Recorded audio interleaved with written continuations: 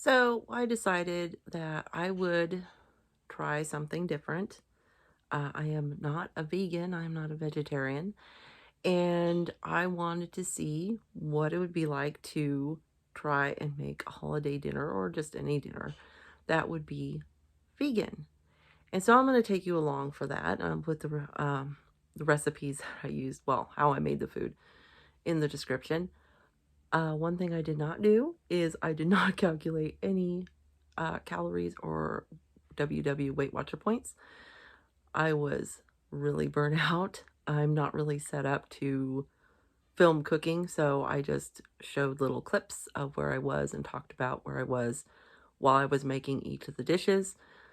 But I also thought one of the reasons that this would kind of be fun to do would be because actually there was one of those, am I the a-hole kind of threads on Reddit.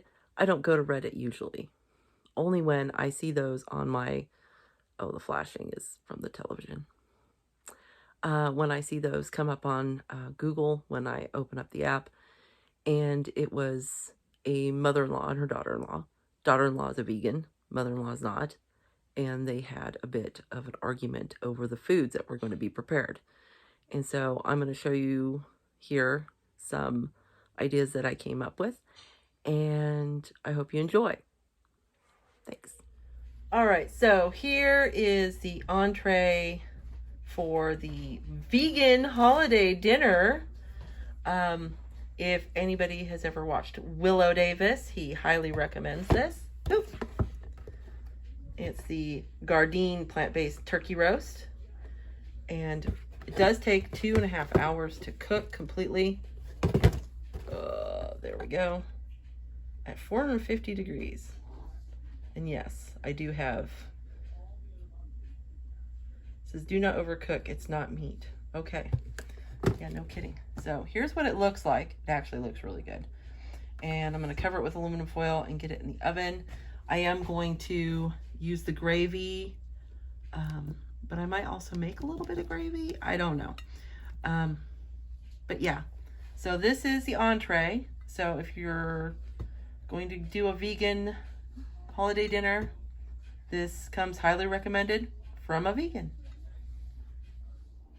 All right, so with this, we are going to have some mashed potatoes. I'm going to make a garlic mashed potato that is vegan.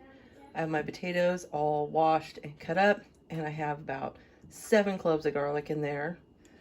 And I added about a tablespoon of salt.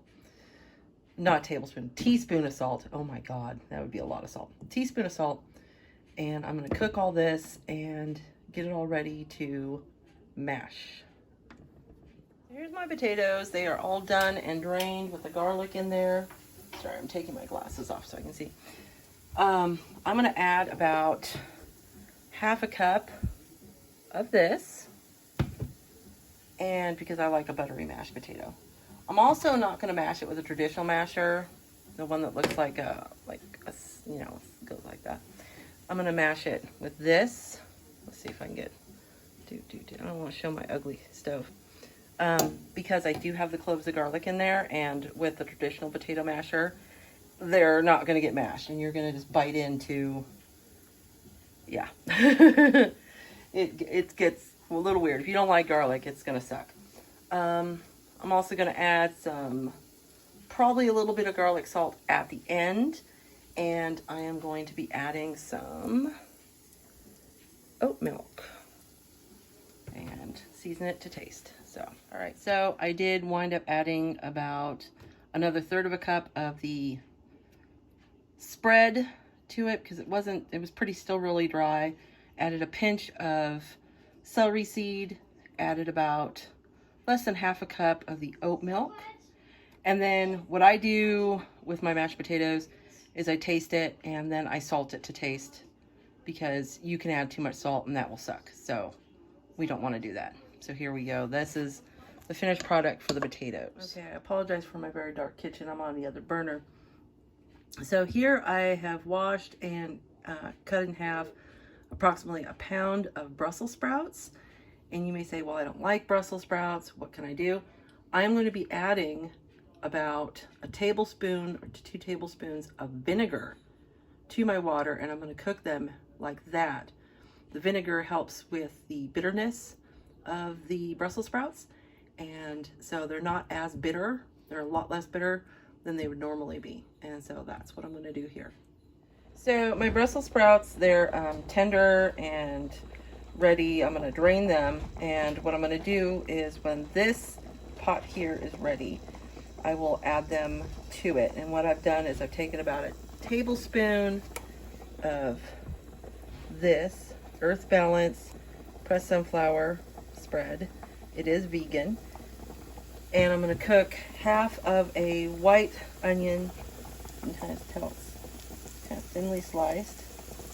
And I'm going to add a few cloves of chopped garlic, and I'm going to toss that all together, and I will show you more of what I'm going to do after the onions are cooked. So I have the garlic in there, and it's slowly cooking.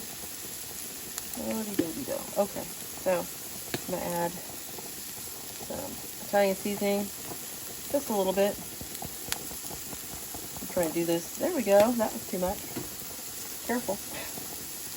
And I'm going to add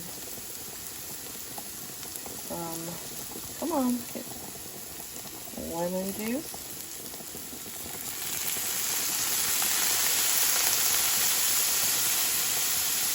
Whoa. I'm going to turn it down so it can cook some more. So here it is. I've added about 1/3 of a cup of the spread, and now I'm going to pour all my Brussels sprouts in there. Can I do this? Oh, there's still some water. Oh no. Oh well. This is going to end horribly. Oh my God. Hey, there we go. We're still alive. Sweet. And basically, I'm going to coat the Brussels sprouts with the butter mixture, with the onions, and I am going to then salt to taste. Oh, trying to make the gravy at the same time, and it's gotten away from me. All right, these are the last of the Brussels sprouts. I'm calling them done. I can't get all the liquid off. That's fine. Turn them off and serve everything. The Gardein roast does come with its own gravy, but I thought I'd make a gravy. This is vegetable bouillon. I put 2 whole cubes in there, and that is for essentially 4 cups. And guess what? I do not have 4 cups. So there's like 2.5 cups in there. I am going to add some oat milk to it to kind of give it a little bit more color, and then I'm going to thicken it with cornstarch. There it is with a little bit of oat milk, maybe 1/4 cup. And I have over here my slurry. You can see I'm working on the onion still. You always add cold water to cornstarch. And I have to get my broth boiling, and I'm going to slowly add it, and I'll tell you how much I added. So the Brussels sprouts are still doing their thing. Here's the gravy. I poured in. It started getting away from me. It started to boil too much. And basically 3 tablespoons of cornstarch in the slurry, and pouring that into the boiling broth until it thickens, whisking it constantly. So I think that's done. Okay, one last thing. Here is I was supposed to do this on a rack, so hopefully it's not too overcooked, because you're not supposed to overcook these. That's the Gardein Roast. So, okay. Let's see what this all tastes like. All right, here's my dinner plate with a 1/6 of the roast, over 1/2 cup of the mashed potatoes, about 1/4 cup of the gravy drizzled on all of it, and a good 1.5 cups or more of my Brussels sprouts. Oops. I don't know what this tastes like. Well, the gravy tastes good. So like I said, the reason I chose the Gardein turkey roast was because a YouTuber, Willow Davis, recommends it, and it wasn't bad at all. If you've ever had tofu, you would know that tofu kind of has that eggy kind of flavor to it, and it kind of reminded me of that. Plus, there was some sweetness to the cranberries that were in the stuffing section that's in the center of the roast. I didn't use the gravy, like I said. I made my own gravy. And that was kind of easy. I can't make a roux. I can't. I really can't. So typically when I thicken any sauces, I always use the cornstarch slurry that I make, and it always seems to work.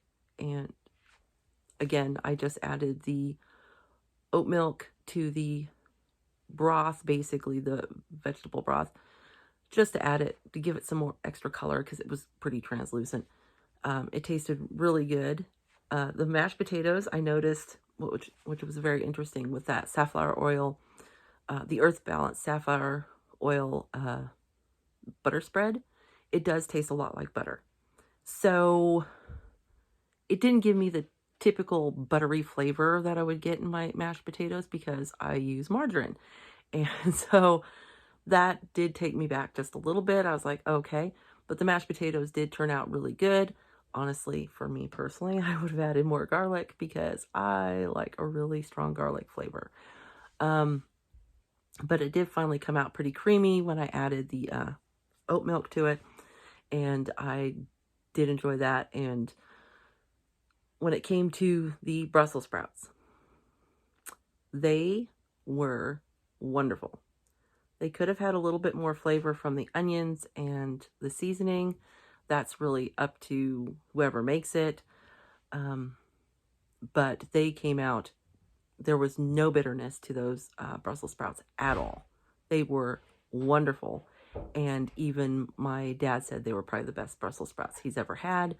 And I mean, he's a retired chef. He was the one that told me how to make them that way. And they were great. And honestly, we do still have like half a bag of Brussels sprouts left. So we're probably going to be having those at the holidays.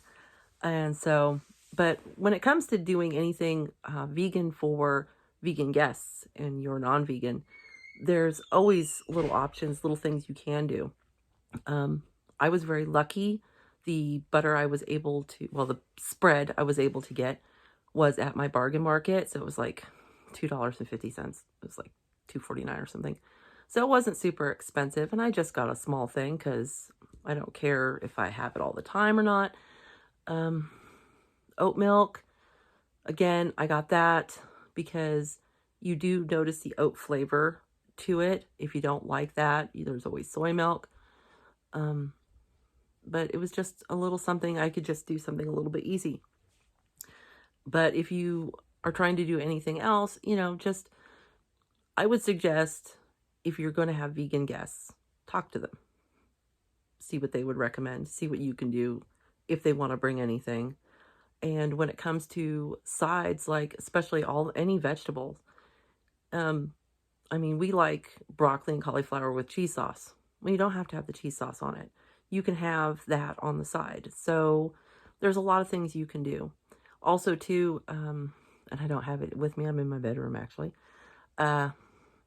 is nutritional yeast. Either have them bring their own nutritional yeast or buy some. Honestly, one of the things that when I first found out what vegans were, this was a long time ago, there was always talk about the B12 deficiency.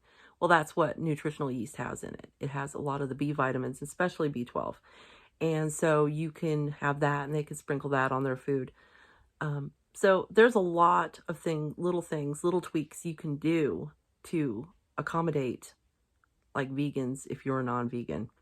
It just takes a little work, and it is the holidays, and there's nothing wrong with giving it a little try. But overall, it was a really good meal. I would eat it again. I would eat that. I didn't mind at all. I did film it and I did delete it because I really do not feel comfortable eating on camera. That was just weird. But I really enjoyed it. I ate all my mashed potatoes. Me not eat mashed potatoes. Who am I kidding, really? But yeah, it was good. I didn't go wrong. I was amazed. It did take me a long time to make everything because I was trying to film everything at the same time, and I kind of screwed up in a lot of little places where I should have started things a little earlier. The one thing I will say, if you do a Gardein roast for any vegan guests or any vegetarian guests, follow the directions. I did not have a rack I could put it on. So it did get a little overcooked on the bottom. It says not to overcook it, and for some reason, you cook it at 450 degrees, so either my oven's like off, or that's a little too high, and it was a little weird. I didn't care for that. But overall, everything turned out great. So I hope you enjoyed, and maybe it'll give you some ideas. So until the next one.